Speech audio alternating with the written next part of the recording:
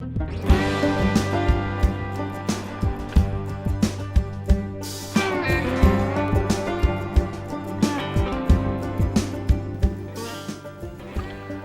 to In Conversation. I'm your host, Steve Iverson.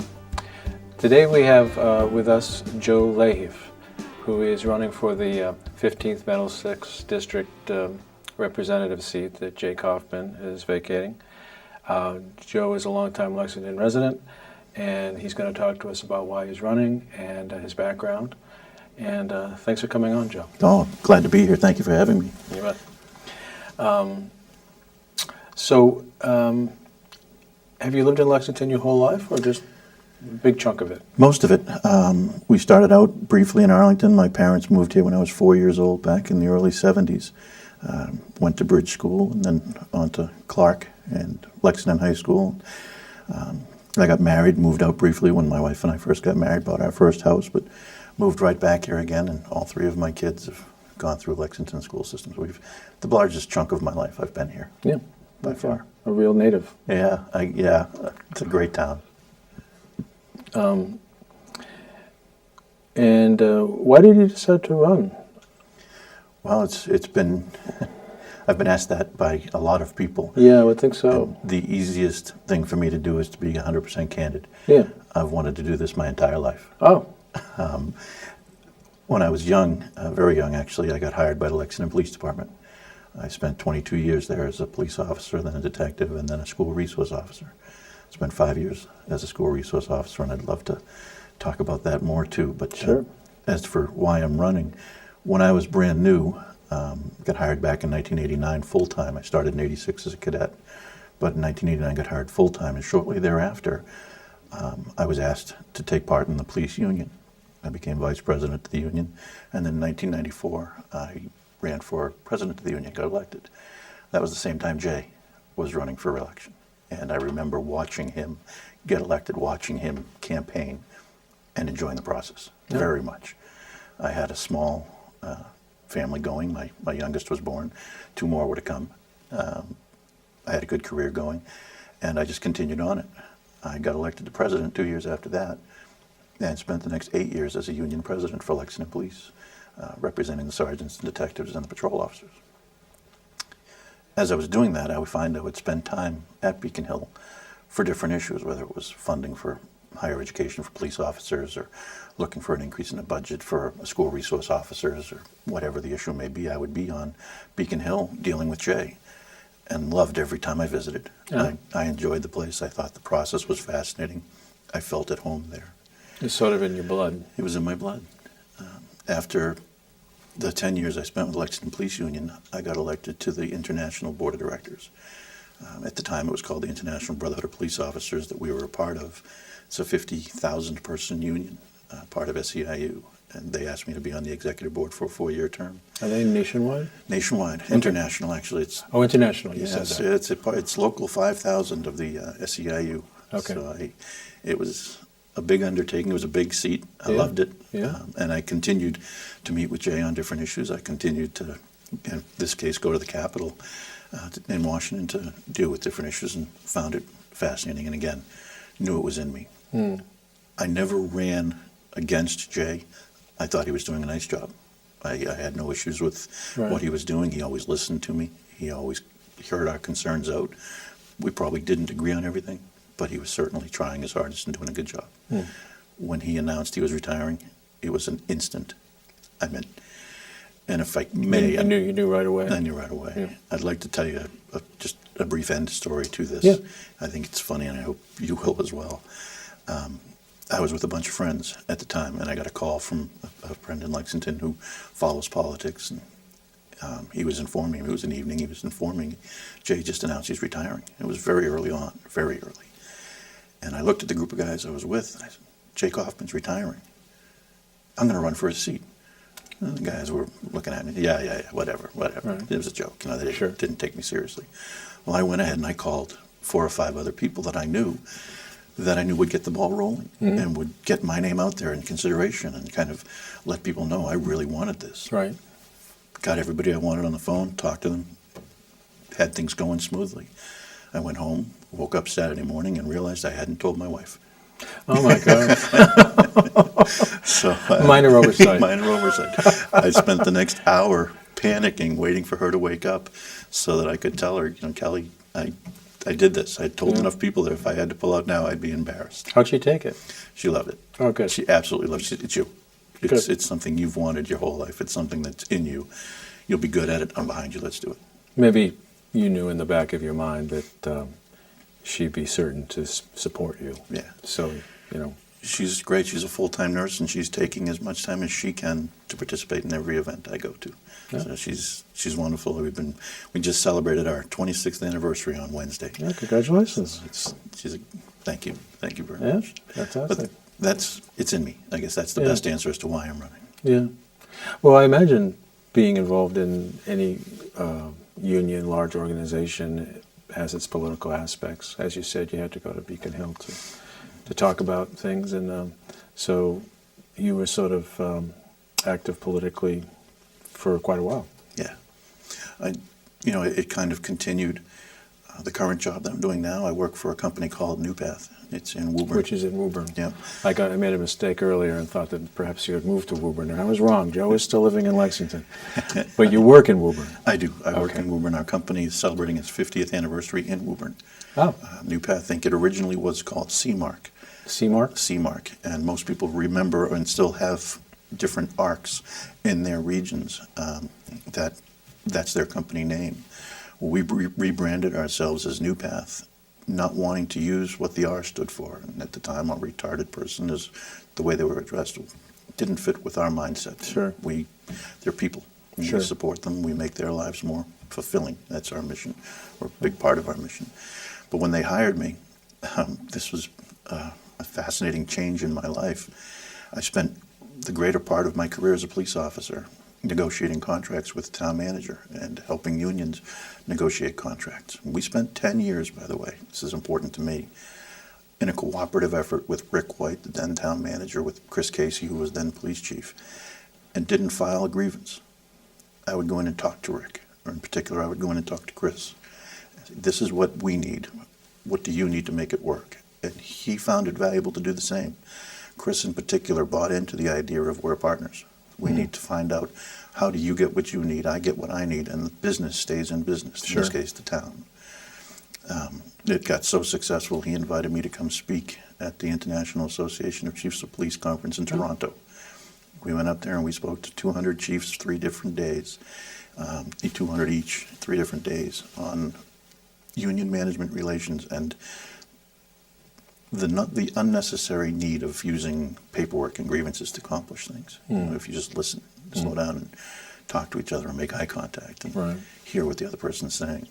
Well, New Path was going through a change that it had never dealt with before. My wife is part-time, she's a full-time registered nurse, but works part-time for New Path. Oh. I was sitting at home one Saturday morning, and there was a knock on my door. I answered the door, and there was a woman there in head-to-toe SEIU purple, the purple colors that SEIU wears, and they're union colors. They're easily identifiable. I knew instantly who she was, or what she represented. Not who she was, but what she represented. And I expected her to have questions for me, being a union person. She asked, "Is Kelly home?" And I said, "No, I'm sorry, she's not home."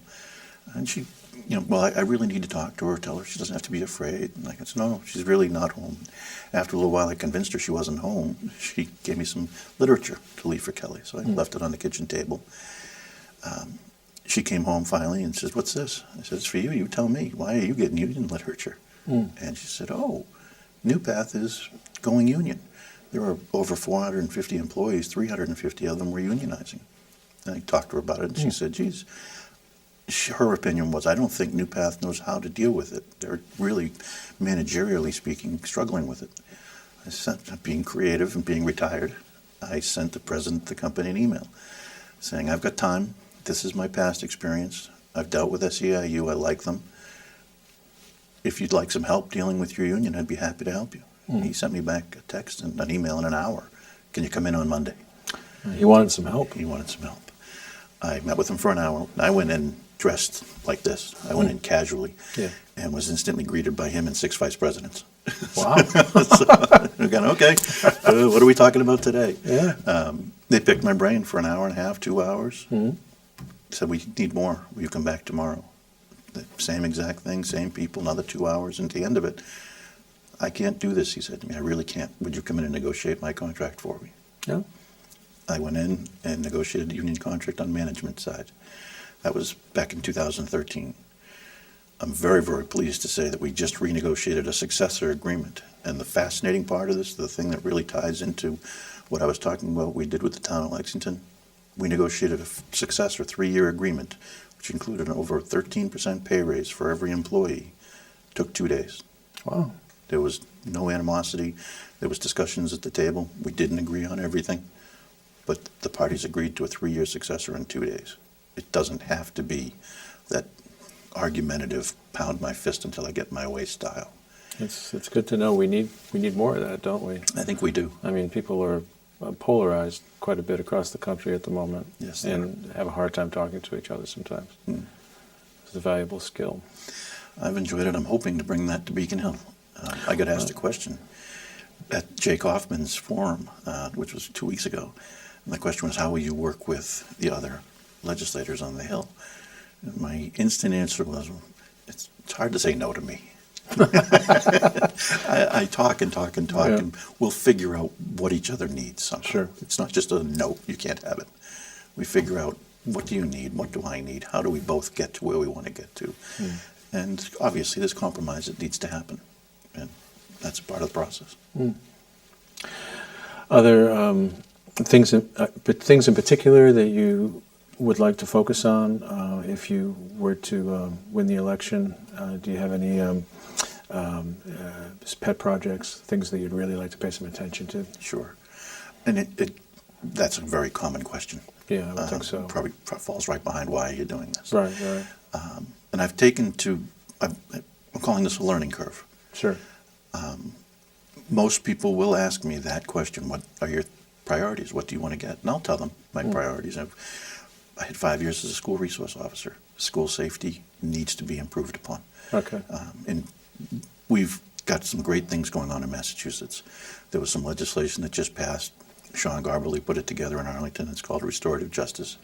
Wonderful, wonderful building block off of something that we put into place almost 20 years ago when I was a school resource officer. It builds on the juvenile diversion program, and I'll get into that more.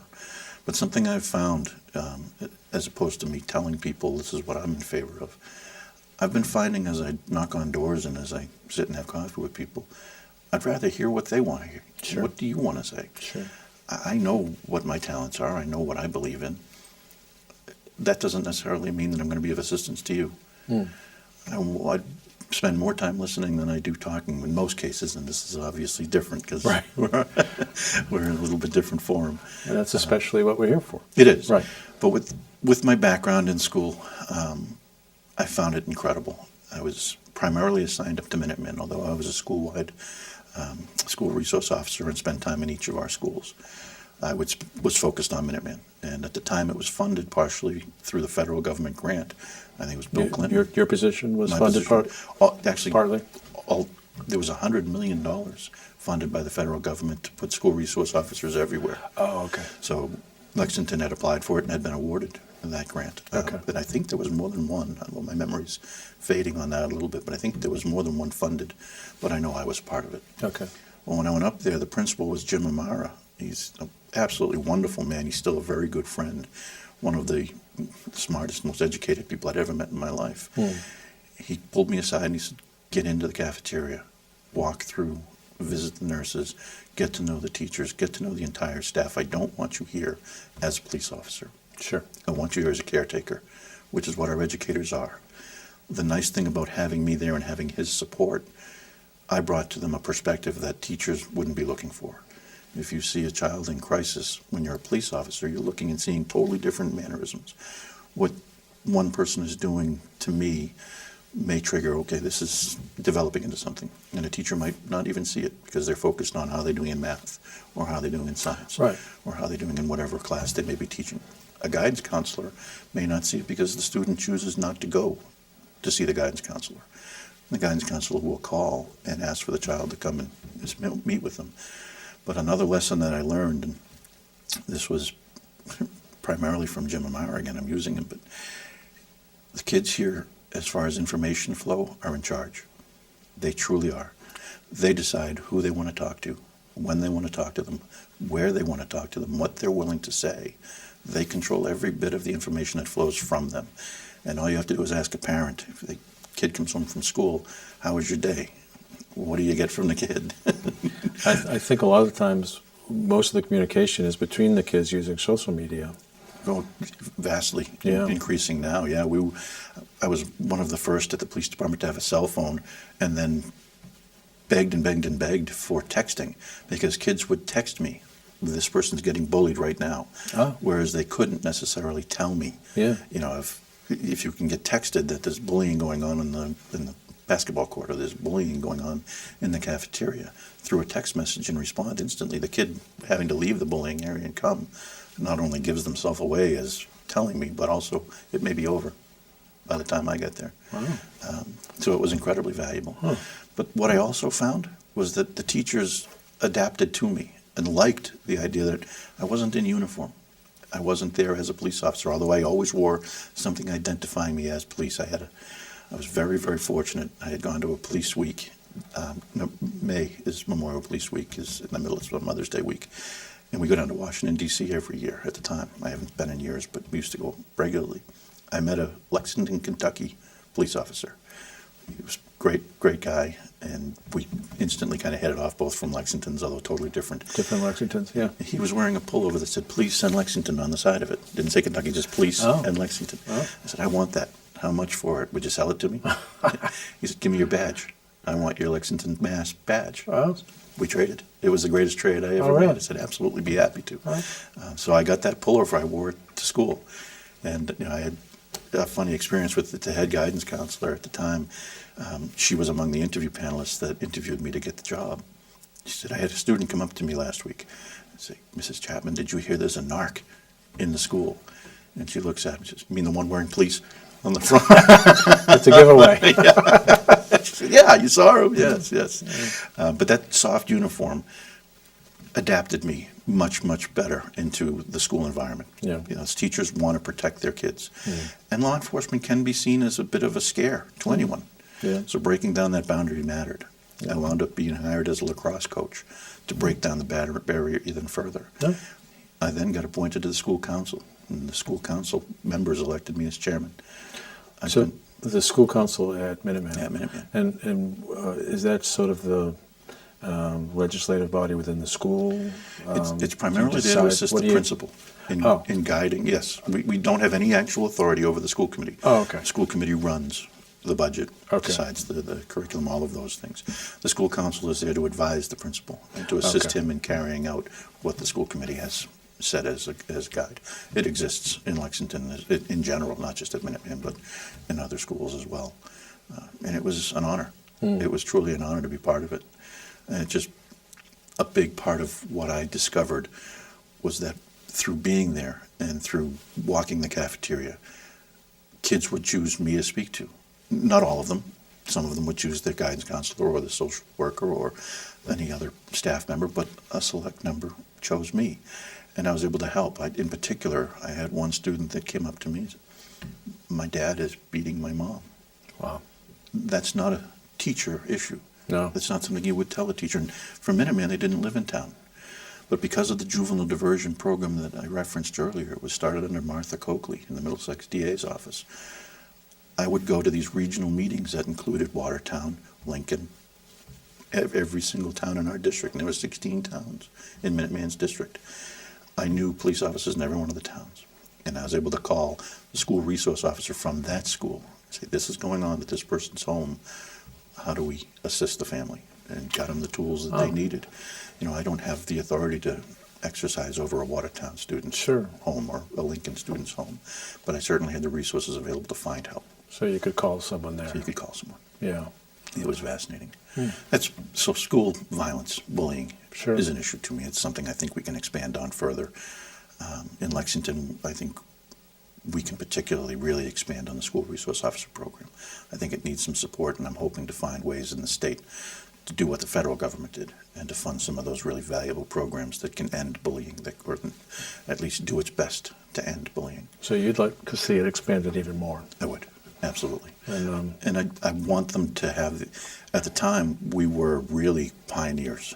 The DARE program was very, very popular for a long time, and DARE sort of faded out, and school resource officers took their place. Mm-hmm. They're totally different things. DARE officer served a purpose and focused on drugs and did that role well. A school resource officer encompassed what DARE did and took it to the next step. With school resource officers doing that, I needed to understand that as part of my role, I was not necessarily a law enforcement officer. It's always there. It's always in me. I always have the badge. I always have the gun. I always have the handcuffs. They were hidden well so the kids wouldn't be afraid of them. But God forbid, for safety, they were there. My role wasn't to be a law enforcement person, though. My goal was to be a caretaker. And police officers, when they accept that position, need to understand you may see things that are happening that a patrol officer would, at the time marijuana was illegal. You'd see an 18-year-old senior with marijuana and you may arrest him. Well, school resource officer wants to deal with the problems differently. Right. I want to find out why you're using it. I want to find out what can I do to help you stop using it at school and to learn here. This is a safe place. Stop bringing it here. it's interesting you say that, because there's an email discussion list in Lexington that a lot of people use to talk about what's going on in town. And for some reason, several months ago, there was talk about having police in the high school. I guess it's a school resource officer, and some in the middle school. And some people thought it could be a fantastic idea. A couple of people said, well, the problem with that is that a child might say more than they should say if they do something wrong, if they're engaged in criminal activity, and that could they could end up being arrested instead of helped. Or essentially, that's my own spin on it. It sounds to me, though, that from what you said, that it's that's not necessarily what would happen. Well, fortunately, that's exactly, the description you gave is exactly right. That was a fear, and it probably still is, partly just through a lack of advertising, I guess, a lack of people understanding what we did and what exists. And I'm hoping, I retired in 2009, so the program, when I left it in 2009, was this. I'm looking forward to seeing it restored if it's not that, and improved upon. But at the time, juvenile diversion was created, and it was created in cooperation not only between the Lexington Police Department, who had to buy into it, the Middlesex District Attorney had to buy into it, the school and the school committee had to buy into it. And what this juvenile diversion program allowed was, if I did discover some child doing something illegal and they admitted to it, they didn't go to court. Juvenile diversion allowed the school to oversee the disciplinary process. So you would do community service, and we'd assign whatever guidance counselor, whatever staff, or support staff, myself included, would best oversee the student and make sure that we're fulfilling the obligations, including making certain grades, including participating in after-school activities. It was not meant in any way to be punitive, and it completely eradicated the possibility of a record, which I loved.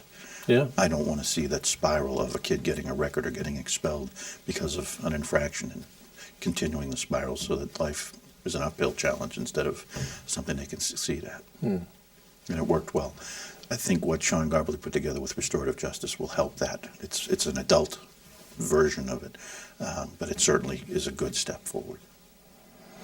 It sounds to me, and tell me if I'm mistaken, but from what you've said so far and the things you've talked about, I get the impression that among the things you might spend time on, if you were our representative, it sounds like things having to do with human services are sort of dear to your heart, and that you might focus on that a little bit more than someone else who might be fascinated with transportation, for instance. Correct.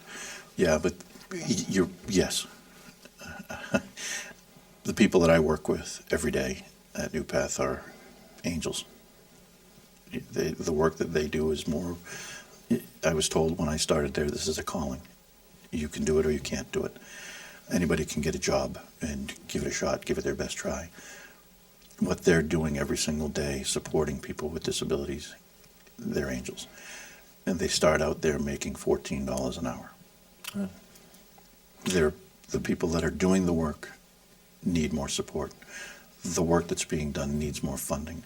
Our company, again, is so far ahead of the curve, and something that I'm so exceedingly proud of. I'm trying to be a little bit quieter than normal because we're on TV.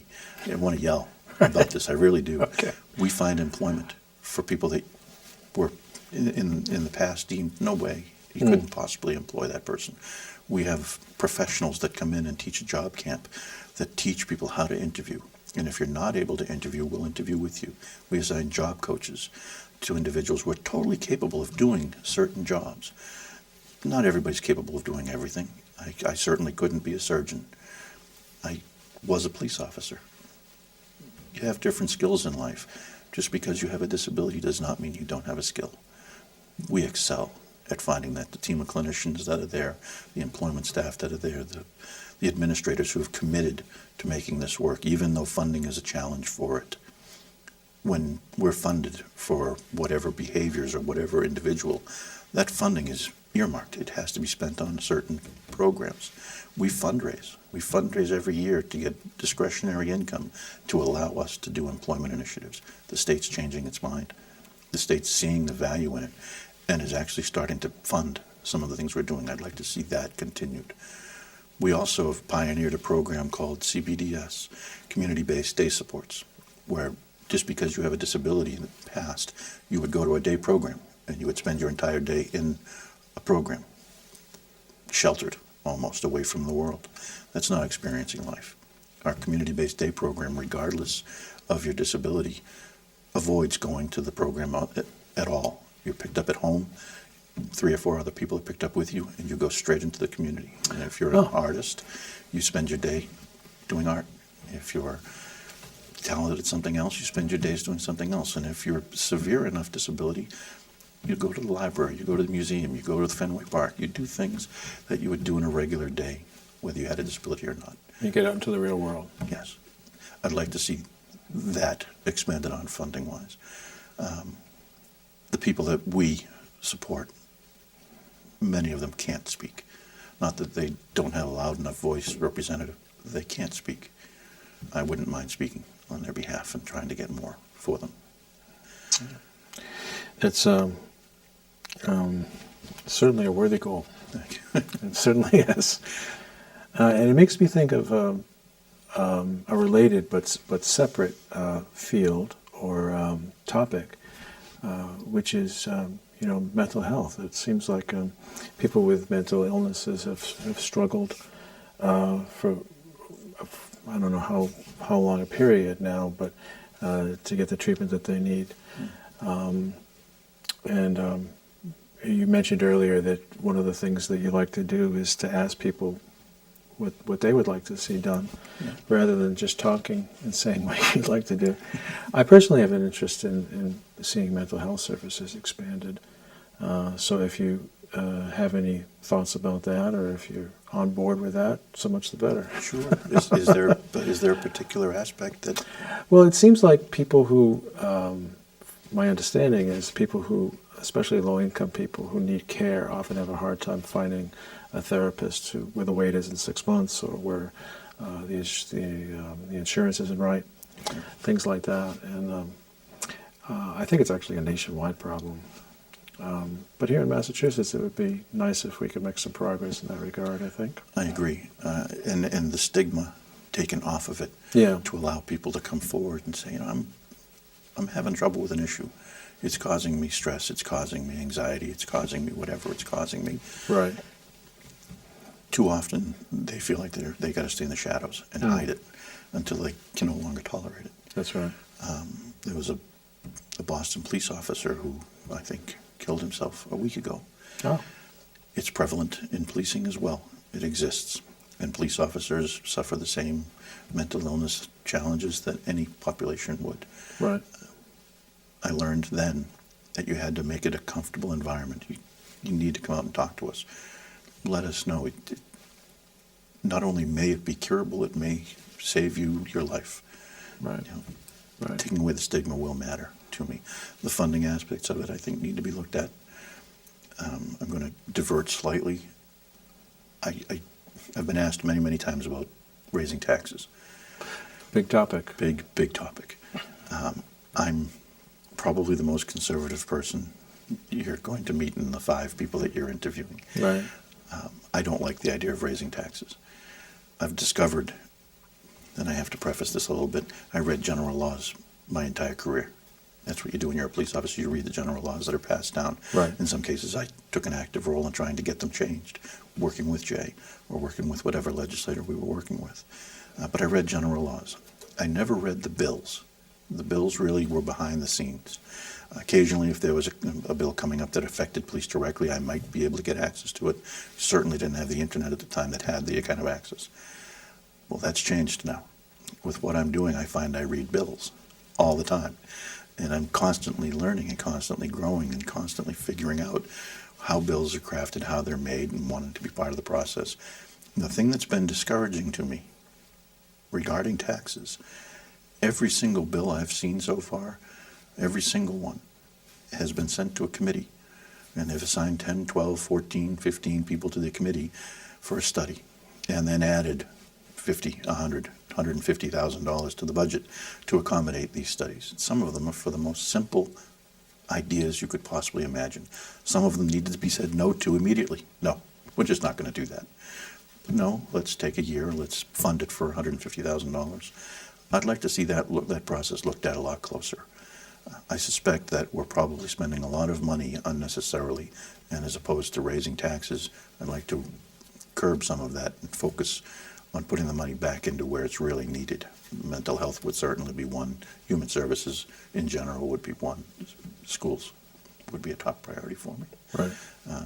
But that question getting asked a lot of times, and my response to it, I don't make a lot of money. I pay a lot of taxes, and I don't want to see my taxes go up. I wouldn't want to see yours go up. So I'd rather see that we're spending our money appropriately first, and then we can look at if we need an increase in something. Yeah, there was talk recently about how the so-called millionaire tax never came to anything. Yeah. What were your thoughts about that? I was opposed to it, and I think I was the only one. Jay Kaufman had asked a question about this at his forum. I was the only no at the time, and I guess my friends have told me it was a clear no. It was yes, no. I'm too disappointed in the amount of money that we spend in this state to be prepared to tax anyone. I don't disagree at all that some people can probably afford to pay more taxes. I don't disagree with that in any way, shape, or form. My main interest is that I've seen too often a tax go into place geared for one thing and changed into something totally different. All the best intentions in the world. I think on a federal level we've experienced a lot of angst over Social Security, which 25, 30 years ago was in a lockbox and was not going to be touched. I don't think that lockbox held very tightly. I think our angst over Social Security is probably valid. There's a lot of people that are drawing off of it. And well, people are living longer after retirement. Yeah. So it's a great program. Best intentions and needed, absolutely needed, needs to be continued, but shouldn't have been changed.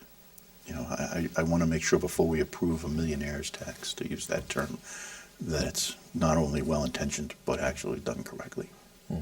And I at the time said no, I did not support that. I didn't think it fit what we needed at the time. Okay, fair enough. Any other final thoughts about running and what you'd like to get done? And I think you've got, about 3 months between now and the primary? It was at 70 days, I want to say 2 days ago. Okay. September 4th. I have a clock on my website that has the countdown until you're ready to vote. Okay. Absolutely, the last message I would have is I would like to have our viewers vote on September 4th. Right.